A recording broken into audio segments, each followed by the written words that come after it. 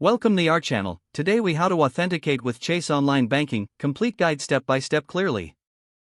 To begin authenticating with Chase Online Banking, open your preferred web browser. Type in the official Chase website URL in the address bar. Press enter to reach the home page. Locate and click on the sign in button in the upper right corner.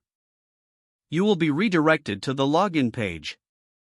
Enter your username in the provided field. Click on the next button to proceed. Now, you will be prompted to enter your password. Carefully input your password in the designated space. After entering your password, click the Sign In button.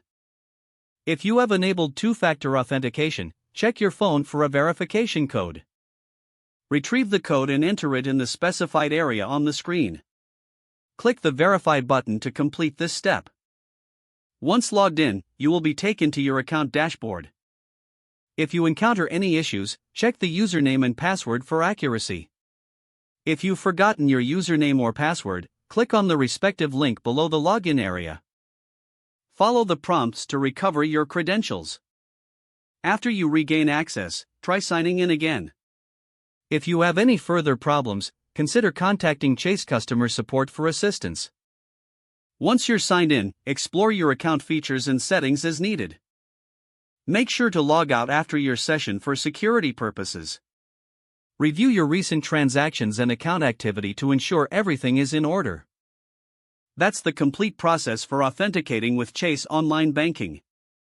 If the page does not load, refresh the browser or try again in a private or incognito window. Make sure you are using the correct email address, then retype it carefully to avoid small typos.